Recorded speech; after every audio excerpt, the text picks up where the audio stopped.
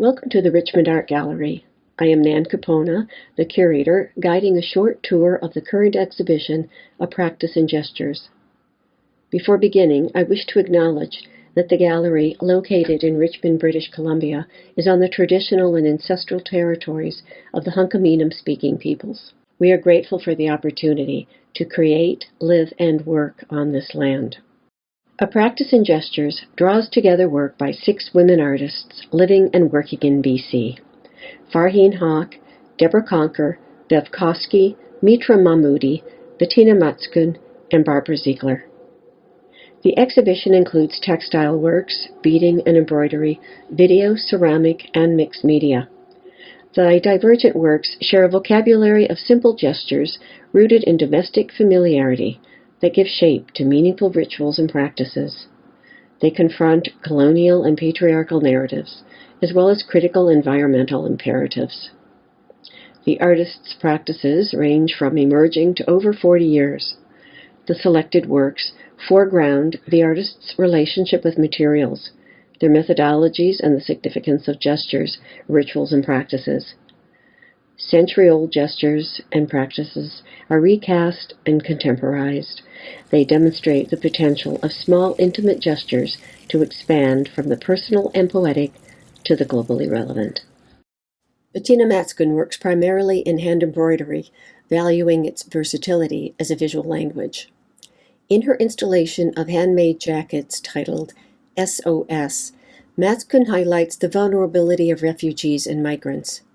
A daughter of refugees who immigrated to Canada in the early 50s, Matzkuhn inherited her parents' appreciation for the natural world. SOS is comprised of 7 life jackets, their interior linings elaborately embroidered with landscapes representing peace, shelter, work, water, freedom, and beauty. Displayed upright, they function as immigrant proxies huddled together. The life jacket, an iconic symbol of migration in the 21st century, underlines the despair of fleeing people. Highlighting the refugee crisis caused by the effects of global warming, Matzkuhn suggests that nature too requires rescuing. Barbara Zeigler presents 2 closely related works, the video installation Passage 2 and Totally Cracked, a floor work comprised of eggshells and river rock, which are part of the ongoing series Ritual and Change. Ziegler has been carefully washing and collecting the shells of eggs that her family has consumed for over 30 years. These works explore the small daily gestures that give rise to rituals, their formation and evolution over time. In a period of accelerated change, coupled with an increasingly precarious environment, this body of work serves as a reflection on time, transformation, the role of rituals in our lives, and links aspects of daily ritual to personal and societal change. In the series of beaded figures, Anishinaabe artist Beth Koski examines ways that Indigenous identities have been appropriated and represented through stereotypical portrayals. Koski beads over small figurines purchased in tourist shops and sold as toys and souvenirs. She collected the miniatures in her travels, as did friends on her behalf. The titles of the works indicate where they were purchased, such as Vancouver No. 2 or Toronto No. 6. This naming system creates an index of how far these characterizations have proliferated.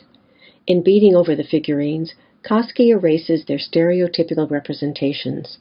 In the beaded covering, she leaves an opening for the eyes to peer out, which imparts a disconcerting and ambiguous expression. In her art practice, Farheen HaQ mines family history and trauma as a means towards healing and understanding. Her experience as a South Asian Muslim Canadian woman informs her works. In this video, Drinking from My Mother's Saucer, HaQ endeavors to reconcile fond childhood memories of her mother serving chai in a saucer with the gift of a bone china teacup from her partner's British grandfather. In her compact and arresting video, HaQ investigates the colonial practice of using buffalo bones in the production of bone china and the devastating consequences to Indigenous peoples. HaQ considers her complicity in Canada's colonization and that of her own colonized ancestors. Mitra Mahmoodi examines her Middle Eastern and Islamic heritage through clay in the installation Aftaba. She employs the Aftaba, spouted pitchers traditionally used for cleansing and ablution, as a vehicle for exploring contradictions in the world of antiquity. Her assemblage of ceramic vessels, distorted and displaying impressions in marks made by the hand, recalls centuries of ritual. Fragments of poems and passages from the Quran, written in Farsi, are visible on portions of the Aftaba. The selected texts warn of displays of pretense or ostentation, favoring gestures of kindness and compassion. In her installation, Hanging by a Thread, Anonymous Revision, Deborah Conker considers the status of women's work and the historical practice of excluding women from art studios and exhibitions. The small hand-embroidered works, referencing needlework samplers, are based on photocopied details of 16th and 17th century Old Master landscape drawings and engravings by male artists. As most women did not have access to education and training, stitch samplers were a means to learn the alphabet, read and write, and to enhance their homes. Over the 19-year period of working on this series, Conker used waiting time to stitch the works at medical, dental, and orthodontic appointments, children's lessons, swimming, gymnastics, taekwondo, music and art, and at work meetings. Waiting time became studio time, fitting creative work into the small spaces of housework, childcare, and other responsibilities.